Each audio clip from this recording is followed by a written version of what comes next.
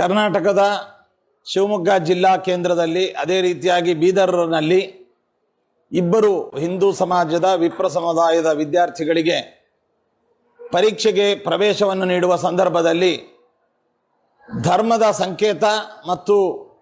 ಒಂದು ಸಂಪ್ರದಾಯದ ಸಂಕೇತವಾಗಿರ್ತಕ್ಕಂತಹ ಯಜ್ಞೋಪವೀತ ಅರ್ಥಾತ್ ಜನಿವಾರವನ್ನು ಕಿತ್ತೆಸೆದರೆ ಮಾತ್ರ ಒಳಗೆ ಪ್ರವೇಶವನ್ನು ನೀಡ್ತೇವೆ ಅಂತ ಒಂದು ಕಡೆಗೆ, ಅದನ್ನು ಕತ್ತರಿಸಿ ಡಸ್ಟ್ಬಿನ್ನಲ್ಲಿ ಹಾಕಿರುವಂತಹ ಘಟನೆಯನ್ನು ಅಕ್ಷರಶಃ ನಾವೆಲ್ಲರೂ ಕೂಡ ಖಂಡಿಸ್ತಾ ಇದ್ದೇವೆ. ನಮ್ಮ ಭಾರತದ ಪವಿತ್ರ ಸಂವಿಧಾನದಲ್ಲಿ ಫ್ರೀಡಮ್ ಆಫ್ ರಿಲಿಜನ್ ಅಂತ ಅನ್ನುವಂತಹ ಒಂದು ಅಡಿಯಲ್ಲಿ ಅವರವರ ಧರ್ಮವನ್ನು ಆಚರಿಸಲಿಕ್ಕೆ ಸಂವಿಧಾನದತ್ತವಾದಂತಹ ಒಂದು ಅಧಿಕಾರ ಅವಕಾಶ ಇರುವಾಗ